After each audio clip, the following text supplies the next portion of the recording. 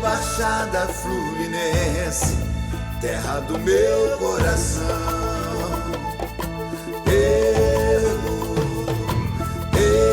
Baixada Fluminense, terra do meu coração.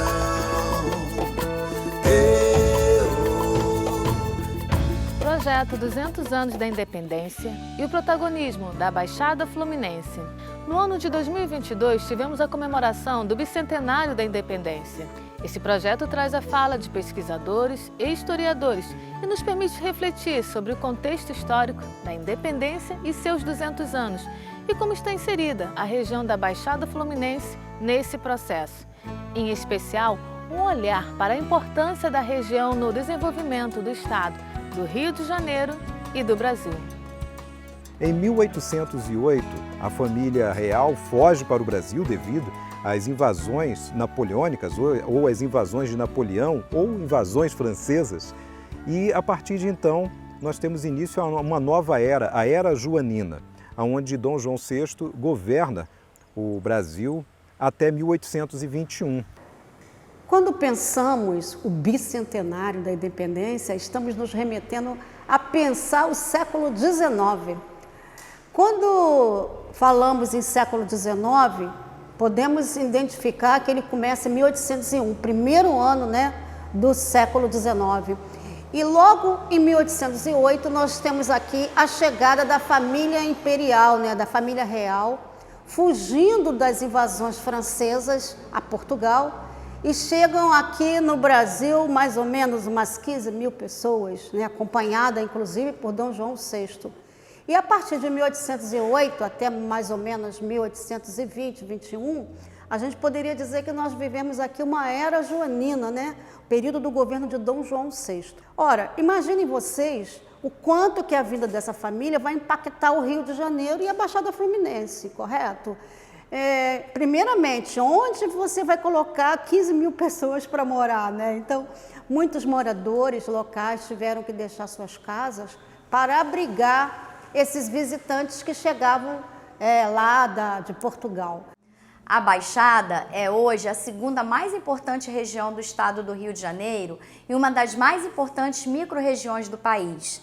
Com uma população que se aproxima de 4 milhões de habitantes, a Baixada possui um vasto patrimônio histórico e cultural, além de ser uma região privilegiada por seus recursos naturais, sendo um mosaico riquíssimo de tendências que se manifestam nos comportamentos sociais, nas artes e nos mais diversos campos da vida em sociedade. Baixada significa planície entre montanhas, já Fluminense vem do latim flumen, que significa rio. Esta expressão se aproxima da denominação Iguaçu da língua tupi, podendo ser compreendida também como muita água. A região teve papel marcante no período de extração do ouro que vinha de Minas Gerais e era transportado através dos caminhos que cortam o território da Baixada Fluminense. As planícies da Baixada da Guanabara sempre tiveram uma posição estratégica e uma relação estreita e significativa com a cidade do Rio de Janeiro, sendo áreas de produção de alimentos para esse polo central, assim como também área de passagem das mercadorias que subiam para o Planalto no processo de interiorização e de transporte do ouro que descia das Minas Gerais no século XVIII em direção ao Porto Carioca. Essa posição estratégica de ligação entre o interior e o litoral contribuiu decisivamente para transformações tanto na cidade do Rio de Janeiro como na própria região da Baixada, revelando uma estreita interdependência econômica, social e cultural. O país passa a abrigar o governo de Portugal. E isto traz uma série de impactos para a cidade do Rio de Janeiro e para a região em seu entorno, a Baixada Fluminense. Quer dizer, o Brasil passa a abrigar o governo de Portugal, do Reino Unido de Portugal e Algarves, O Brasil, período colonial ainda, vai ter que se estruturar para criar uma estrutura de Estado. Então nós vamos ver aí criação de banco, criação da primeira fábrica brasileira, que foi a fábrica de pólvora criada ainda em 1808. E para nós da Baixada é importante porque essa fábrica de pólvora, ela depois vai ser transferida aqui para a Baixada Fluminense, ali em Raiz da Serra, em Omirim, nas margens do caminho do ouro, chamado Caminho do Proença. E também antes da transferência dessa fábrica que antes funcionava na Lagoa Rodrigues de Freitas para a Raiz da Serra, nós tivemos em 1817 a instalação de um paiol dessa fábrica nas margens do rio Saracuruna. E quando a família real é obrigada a fugir, na verdade ela encontra uma alternativa para evitar de ser guilhotinada. Só lembrando que Napoleão Bonaparte já havia invadido a Espanha, né? E havia sido guilhotinado o rei da Espanha, e lá foi instituído um rei francês, que era o irmão do Bonaparte. Então, Dom João VI e a corte acham que é mais providente sair de lá para proteger as suas cabeças e a coroa portuguesa. E vem numa corrida estonteante, né? E quando chega aqui, tem que construir estrutura para abrigar, para dar empregabilidade, para garantir um estado de corte, né, o bem-estar social dessa corte, com os sarais, com os eventos de sociabilidade. Então, a criação de museus, de biblioteca, de teatro, do Jardim Botânico, do Banco do Brasil. Então, essa infraestrutura de governabilidade instituída no Brasil, inclusive o Tribunal da Justiça, né, que tinha aqui no Rio de Janeiro, se tornou o Tribunal de Apelação. Então, você tem uma criação de moeda, né? Toda essa infraestrutura ela não sai de graça, ela é produzida a partir do endividamento público. O Dom João VI, eles vão instituir nessa era joanina o aumento de cobrança de tributação para todo o território brasileiro, da América Portuguesa. Significa que o Brasil pagou um preço muito elevado, né, para essa infraestrutura. Agora, evidentemente que não se pode negar que para o Rio de Janeiro, que vai se tornar sede do Reino Unido de Portugal e Algarves, isso teve um impacto incrível, né, no processo de urbanização, no crescimento da cidade, agora chamada Cidade da Corte, né, da família real. E a Baixada Fluminense está nessas fronteiras, então não tem como ela também não ser impactada. Mesmo após o período da extração do ouro, os caminhos continuaram fundamentais no transporte de mercadorias e produções agrícolas. Dentre esses caminhos, o Caminho Novo, o Caminho do Pilar, o Caminho de Inhomirim e a Estrada Real do Comércio, que em 2022 também comemorou o seu bicentenário.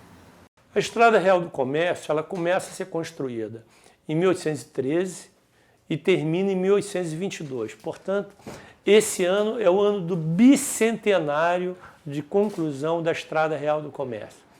Essa estrada foi fundamental para o desenvolvimento da região. Basta dizer que essa estrada foi a estrada que consolida a nação brasileira. Por isso a importância dela no bicentenário da independência. Por ali é que foi escoada toda a produção do café do Vale do Paraíba. A região que mais produziu café, principalmente nas décadas de 1830, 1840, e ou pelo menos grande parte daquela produção passou por Iguaçu. Foi importantíssima essa estrada, porque a grande produção de café, de gado, de artigos de couro, enfim, ela foi toda escoada, ela descia a serra de Tinguá, chegava nos portos de Iguaçu, que eram diversos portos, né? E daqui de Iguaçu ia para os portos do Rio de Janeiro para ser exportada. E toda essa riqueza é a riqueza que consolida a nação brasileira. Nós sabemos que a nossa independência, inclusive, ela teve que ser indenizada, né? Então, é importante, porque a geração de riqueza ela foi fundamental para consolidar a nação brasileira como livre e soberana, né? Pela riqueza que gerou. Isso também propiciou todo o surgimento de uma aristocracia rural, né? Os barões do café, e na própria Baixada Fluminense nós tivemos aí grandes fortunas que se formaram. Em 1820, após a Revolução do Porto, a família real é obrigada a retornar para Portugal. E é com esse episódio que entra em curso o processo que levou à chamada independência do Brasil, em 1822. Mas na prática, como era a realidade da população brasileira durante esses períodos no início do primeiro reinado, em 1822? Como se desenvolveu a primeira Constituição brasileira? Quais eram as principais características do primeiro reinado? Penso que aí, quando a família real, em 1820, depois da Revolução do Porto em Portugal, ela é, na verdade, pressionada a retornar para Portugal, há um projeto de Portugal do Brasil voltar a ser uma colônia. E é nesse processo que nasce a chamada independência. Alguns historiadores questionam, por exemplo, se o primeiro reinado, o reinado de Pedro I, poderia ser considerado de fato a formação do Estado Nacional Brasileiro, já que durante esse período a governabilidade esteve nas mãos daqueles que ainda eram portugueses. Pedro I era português e toda a governabilidade das províncias era oferecida para aqueles que eram portugueses. Quando pensamos em Brasil, a partir da formação do Estado Nacional, nós também temos que lembrar que foi necessário convocar uma Assembleia Nacional Constituinte para elaborar a primeira Constituição brasileira. E ela foi outorgada em 1824. Essa primeira Constituição brasileira, ela define um pouco os caminhos escolhidos para o Brasil. E a primeira coisa que a gente tem que deixar claro é que os brasileiros não puderam opinar muito no que seria esse caminho.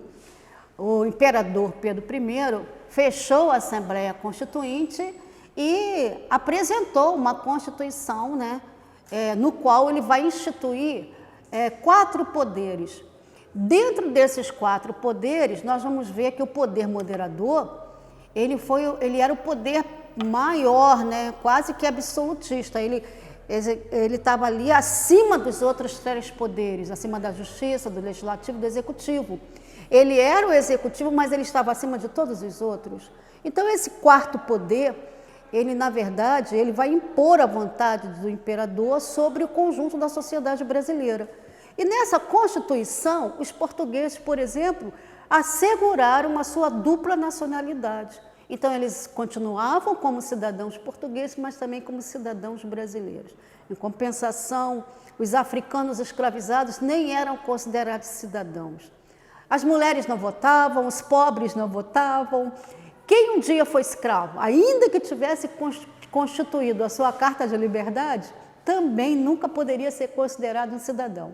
Então, dá para entender que essa cidadania brasileira, logo de início do primeiro reinado, ela é bastante excludente. Só os homens votam e é o voto censitário, só vota quem tem renda. Então, se exclui aí esses trabalhadores mais empobrecidos. E os negros nem chegam perto. Dá para você também compreender o racismo existente no Brasil hoje. Quer dizer, o Brasil viveu quase 4 séculos de escravidão e de uma cultura de conseguir olhar para o outro como se o outro fosse inferior. Aquele que não é europeu, que não é branco, é o outro, é o desprestigiado. Então, populações indígenas e negras, elas estão excluídas desse direito à cidadania logo de cara. Mas esse primeiro reinado, ele vai começar então em 1822 e ele vai até 1831. Durante esse período, nós vamos ver no Brasil um grande conflito, de um lado português e de outro lado brasileiro. Então, nós temos 2 partidos. Esses 2 partidos disputando. E começam a ocorrer várias insatisfações, movimentos de rua. O Brasil vive uma guerra, que é a Guerra da Cisplatina, e perde território. Isso torna o imperador muito impopular, porque você tem, de um lado, aumento da cobrança de tributação para a instalação desse Estado Nacional e para essa guerra, e, de outro lado, você não vê muito resultado. A Era do Café no Brasil. Fato que também marcou os idos do século XIX.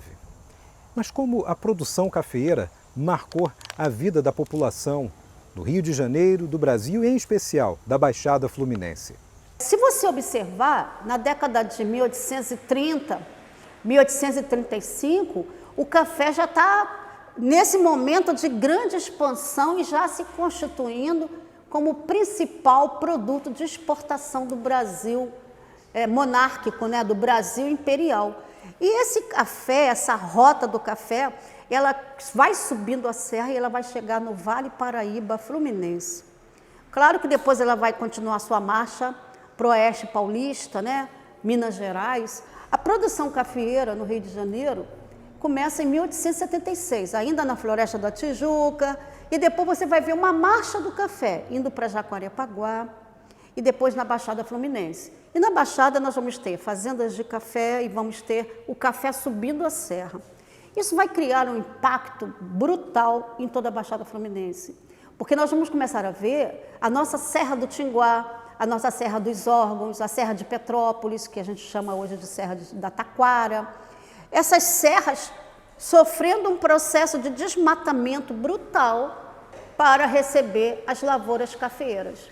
Mas esse café, na primeira etapa de expansão no Vale Paraíba, ela vai seguir praticamente as rotas do antigo Caminho do Ouro do Garcia Paz.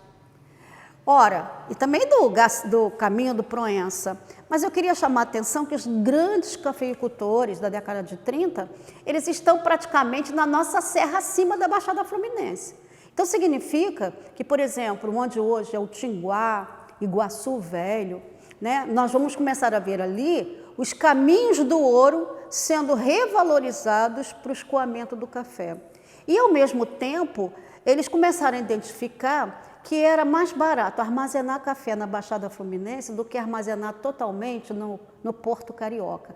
E isso fez com que a Vila de Iguaçu fosse, na visão de alguns viajantes estrangeiros do século XIX, considerada a vila mais desenvolvida, a vila mais importante do ponto de vista econômico daquele período, dos idos de 1830 e 1840. Isso fez com que essa região se desenvolvesse muito. Ela foi fundamental para que o Brasil hoje fosse o que é. Não só pela questão econômica, mas pela questão do abastecimento de água também. Quando nós tivemos uma grande crise na cidade do Rio de Janeiro, nos idos de 1860, 1870, eles vieram buscar água onde? Em Iguaçu, na Serra do Tinguá. Então, e por isso se construiu uma ferrovia, chamada Ferrovia das Águas, a estrada de ferro Rio Douro. A Baixada Fluminense proporcionou, através de seus caminhos, o transporte de mercadorias. Grandes áreas para cultivos agrícolas diversos. Cana-de-açúcar, café, mandioca, dentre outros. Também a produção de aguardente. E, claro, toda essa realidade construída com a mão de obra escrava. Dá para entender, então, que a Baixada Fluminense vai se constituindo como um território de circulação do café, de armazenamento do café, mas também de produção de alimentos para alimentar essas fazendas cafeicultoras, né? Que vocês sabem que essas fazendas cafeicultoras, no passado, elas eram fazendas de açúcar e de aguardente, de produção de aguardente, e muitas delas permanecem produzindo essas mercadorias, mas elas vão aos poucos alargando as suas fronteiras na produção do café, né? E você vai ter assim, fazendas de café com 130 escravos, 400, 500, 600, até 1.000, dependendo, né, de alguns proprietários que tinham mais de uma fazenda, com um quantitativo significativo, né, de escravos.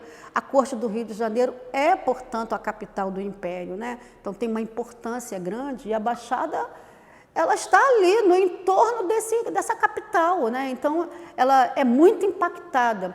Então as vias fluviais do Rio, do Porto do Pilar, do Porto Estrela, do Porto da Piedade de Magé, também dos portos de todo o Rio Iguaçu, de Iguaçu Velho, essas áreas portuárias se tornam os principais portos do Brasil, né, aqui principalmente do Rio de Janeiro, no século XIX.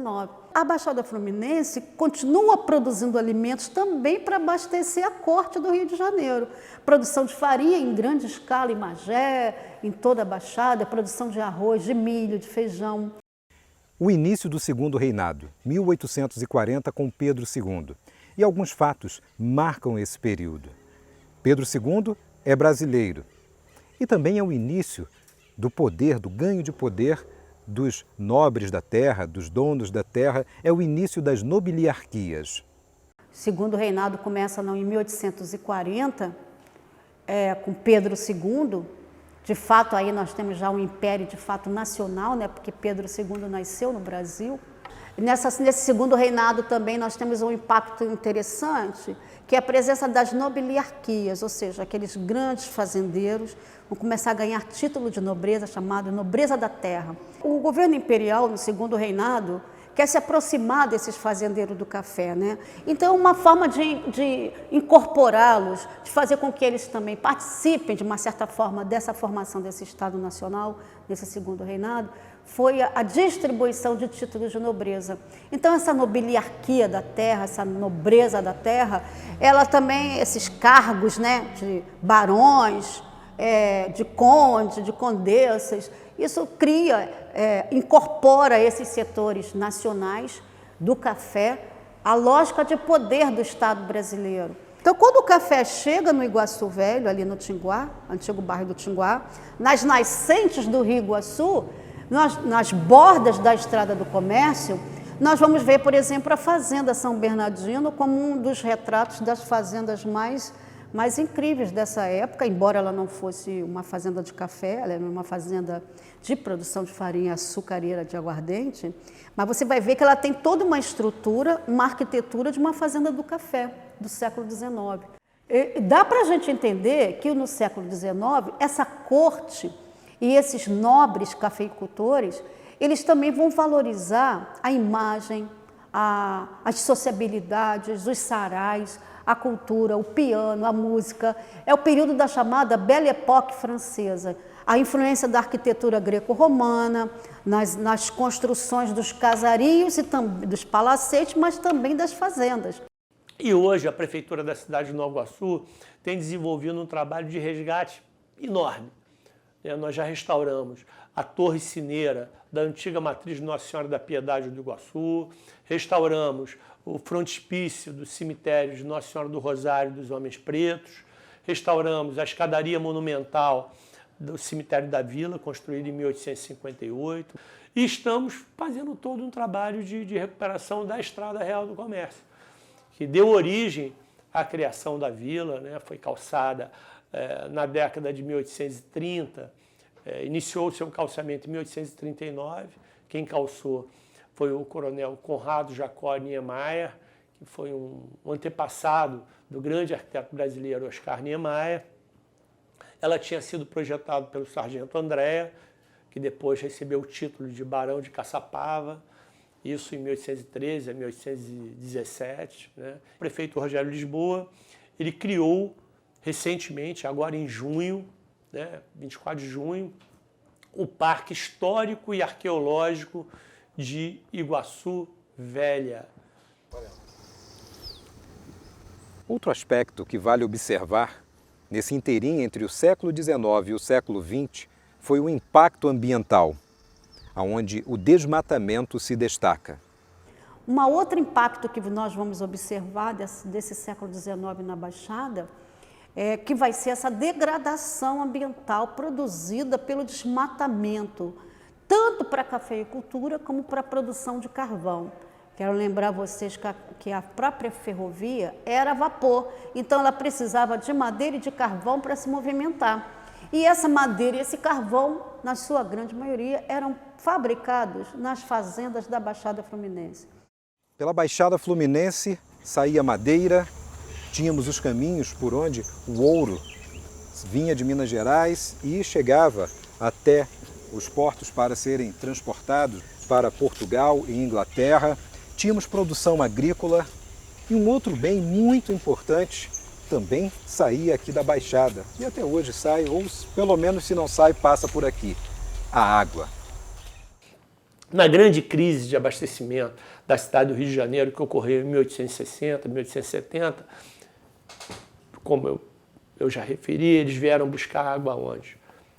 Em Tinguá, em Iguaçu. Para isso construíram uma ferrovia, a Ferrovia das Águas, a Estrada de Ferro e Douro, o que salvou, abasteceu toda a cidade do Rio de Janeiro, porque o Rio Carioca, que era o rio que abastecia ali o centro urbano da cidade, não conseguia mais atender a demanda de abastecimento.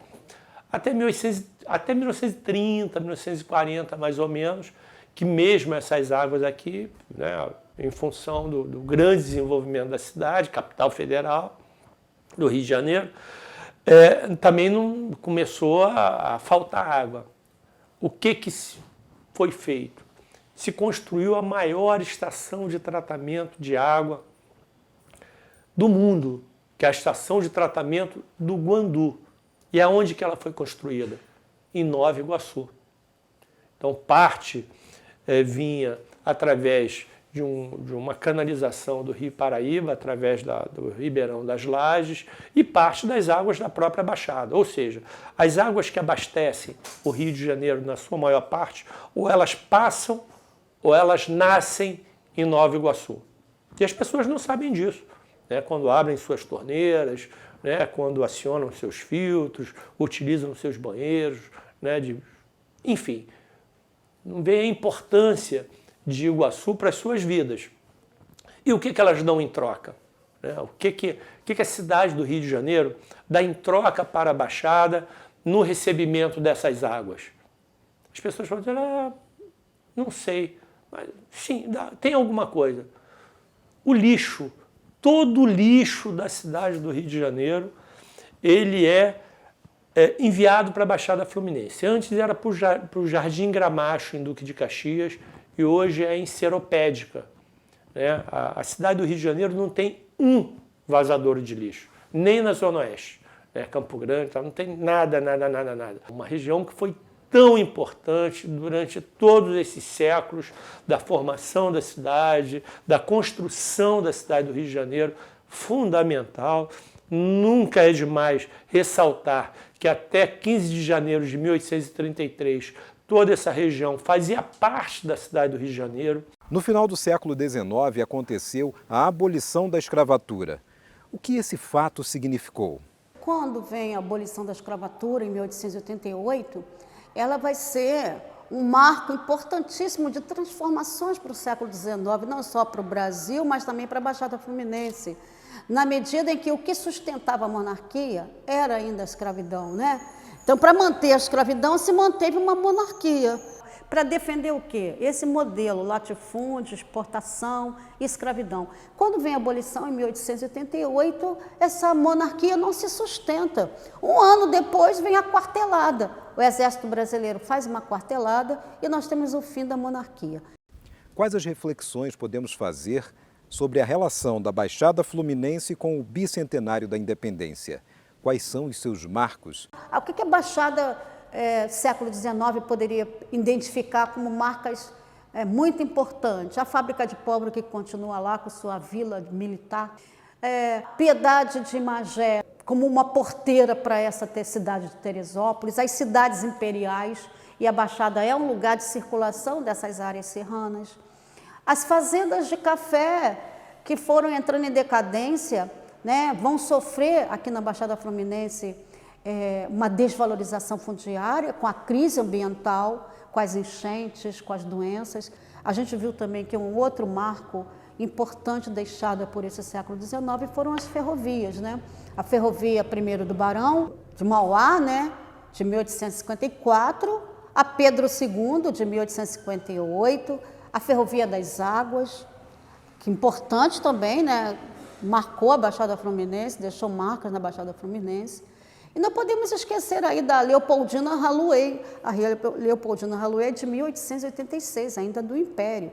Ela vai integrar o Rio de Janeiro, circundando a Baía da Guanabara e se encontrando com Raiz da Serra, com a chamada Ferrovia do Barão de Mauá.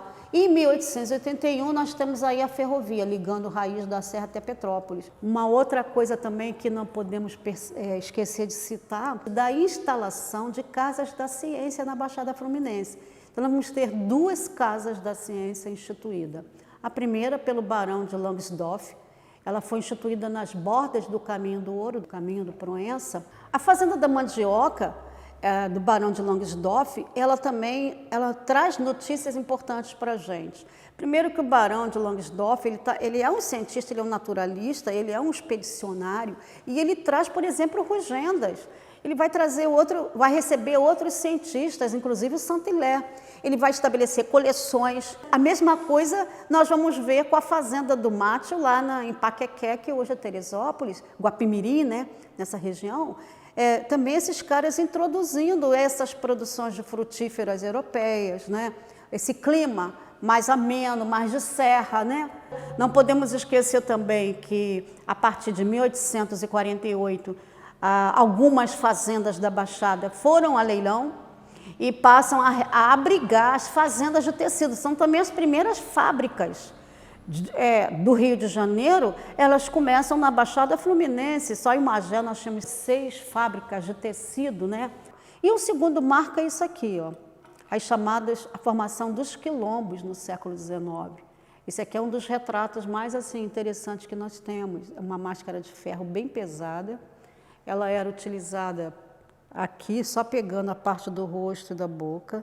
Tinha uma argola que fixava aqui por trás da cabeça. Ela foi encontrada aqui nas margens do Rio Iguaçu. Então, nós vamos ter a Baixada Fluminense também se constituindo como um território da formação dos quilombos. Então, gente, aqui a gente tem, então, essa herança do século XIX, que foi essa resistência escrava. Então, tem aí uma coisa que é importante, a valorização de rotas agora, não mais do caminho do ouro e nem mais das vias fluviais, mas das ferrovias. E aí, para o século XX, nós começamos a ter as rodovias, né, que vão também recortando a Baixada Fluminense. O que tem de herança de permanência? A citricultura, né, que no século XX a Baixada vai se caracterizar já em 1916 como a principal exportadora de laranja. Isso pelo menos até o final da Segunda Guerra Mundial. Aqueles antigos fazendeiros de café em crise vão também investir no saneamento, que vão pressionar o governo para investir em recuperação ambiental, para revalorizar suas terras. E nós vamos ver depois essa decadência rural, os retalhamentos, o surgimento já de uma perspectiva mais urbana, e a Baixada se transformando num território de expansão urbana da cidade do Rio de Janeiro pós-ferrovia. A ferrovia Pedro II, a ferrovia Leopoldina Haluey, elas vão ser consideradas, então, vias de expansão urbana da capital da República no século XX. Então, esse é um pouco o que a gente poderia pensar dessas heranças do século XIX, né?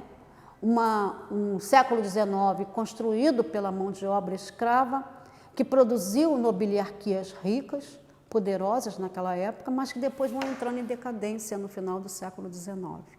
E nasce uma república, né? Poderíamos pensar uma república melhor, uma república mais participativa? Ainda não, né? A República Nascente continuou mantendo as mulheres excluídas, continuou mantendo quem não tinha letramento fora do direito ao voto, só votava quem tinha letramento, mas pelo menos acabou com o voto censitário, quer dizer, todos aqueles que eram homens civis, letrados, poderiam votar. Ainda muito longe de uma representação política participativa, de uma democracia, né? O que podemos concluir para o hoje e para o futuro? O que ainda precisa ser superado? Eu penso que a Baixada paga preços ainda hoje muito elevados das heranças do século XIX, que deveria ter sido suprimido, né, da nossa vida, esse preconceito racial, né, que nós herdamos do período colonial e do século XIX, o machismo, né, também herdamos do período colonial e do século XIX. Essa desigualdade social extremada também é uma herança desse período. Então, temos muita coisa para superar desse tempo do passado, né? De um lado, o tempo da corte, do luxo, dos sarais, dos candelabros, do papel de parede francês e do piano. E, de outro lado, as senzalas, a fome, a pobreza desses africanos escravizados e dos nascidos no Brasil também escravizados. De fato, a monarquia poderia ser considerada o tempo da civilização, mas ela também representou o tempo do absurdo, né? da extrema desigualdade, que ainda está presente no Brasil, mas que pode ser superada, né? A partir do momento em que você institui formas de distribuição de renda, de democratização, né? De melhores oportunidades para todos, de escolarização, de investimento na ciência. Tudo isso pode levar o Brasil a sair desse lugar da extrema desigualdade e de um tempo melhor para todos. Bem, podemos observar transformações históricas que foram marcantes. Essa apreciação do passado é vital para um melhor entendimento do presente e é a chance de participação consciente à construção do futuro. Projeto 200 anos da independência e o protagonismo da Baixada Fluminense. Baixada Fluminense, terra do meu coração.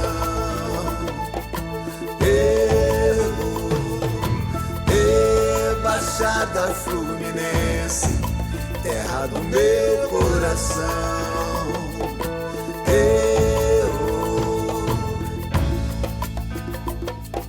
Gente de muitos lugares, como o povo dessa região, dor dos escravizados, sofridos à extrema exaustão. Bicentenário da independência, Brasil riqueza formou. Bicentenário da independência, Brasil riqueza formou. Cafezais e laranjais, luxo, casarões, perdas e glamour. Para uns tempos dourados, para outros amargo sabor. Para uns tempos dourados, para outros amargo sabor. Produtos iam e vinham nos caminhos que a história guardou. Estrada de ferro e rodovias trouxeram transformações. Bicentenário da independência, aprendizado que o tempo deixou. Bicentenário da independência, aprendizado que o tempo deixou. Baixada Fluminense, terra do meu coração.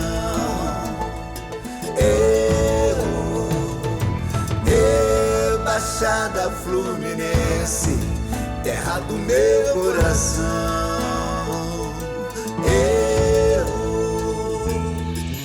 Bicentenário da independência, Brasil riqueza formou.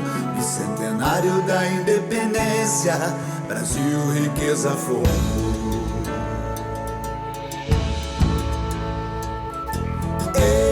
Baixada Fluminense, terra do meu coração.